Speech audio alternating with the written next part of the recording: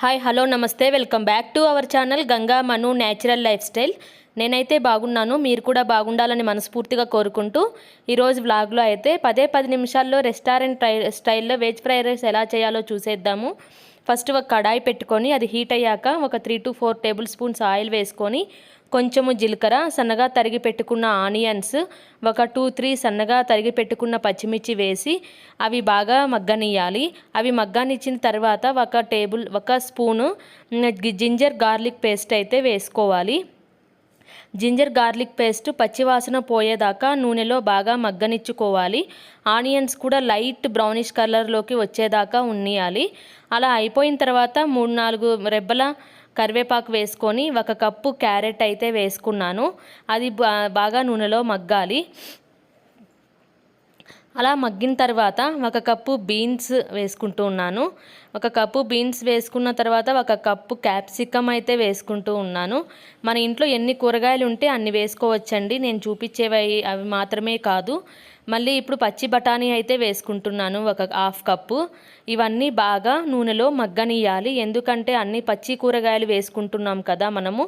So నూనెలో అయితే ఒక 4 to 3 మినిట్స్ లో ఫ్లేమ్లో పెట్టుకొని బాగా నూనెలో మగ్గనిచ్చిన తర్వాత కొంచెం సాల్ట్ అయితే యాడ్ చేశాను. సాల్ట్ వేయడం వల్ల తొందరగా మగ్గుతాయి.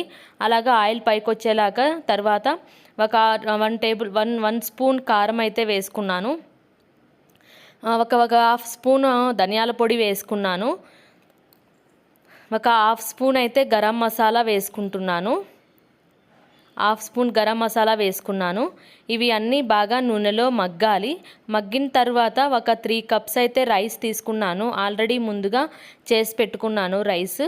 ఆ 3 కప్స్ రైస్ అయితే తీసుకొని అది బాగా మిక్స్ చేసుకోవాలి. అంతా బాగా కలిసిపోవాలి అన్నంలోకి. అదంతా ఏదైతే ముందుగా ప్రిపేర్ చేసి పెట్టుకున్నాం కదా, ఆ వెజిటేబుల్స్ అన్నీ అన్నంలోకి కలిసిపోయిన తర్వాత టమోటో సాస్ అయితే ఒక 1 టేబుల్ స్పూన్ యాడ్ చేశాను. అలాగే 1 table spoon green chilli sauce అయితే యాడ్ చేస్తున్నాను. అలాగే ఒక టేబుల్ స్పూన్ సోయా సాస్ అయితే యాడ్ చేస్తున్నాను. ఈ సాస్ల ఆప్షన్ అండి, మీరు కావాలి అంటే వేసుకోవచ్చు, లేదు అంటే స్కిప్ చేసుకోవచ్చు. నాకు ఇంట్లో అవైలబిలిటీగా ఉన్నాయి కాబట్టి వేసుకున్నాను. చూశారు కదండి, 5 మినిట్స్లో రెస్టారెంట్ స్టైల్లో వెజిటేబుల్ ఫ్రైడ్ రైస్ ఎలా రెడీ అయిపోయిందో. ఇది లంచ్ బాక్స్లో కానీ మనకి ఇంట్లో ఏదైనా తరకారీ ఉన్నప్పుడు చేసుకోవడానికి కానీ చాలా యూజ్ అవుతుంది. చాలా క్విక్ రెసిపీకి కూడా అండ్ హెల్తీ రెసిపీ కూడా, ఎందుకంటే వెజిటేబుల్స్ అన్నీ యూస్ చేస్తాం కదా.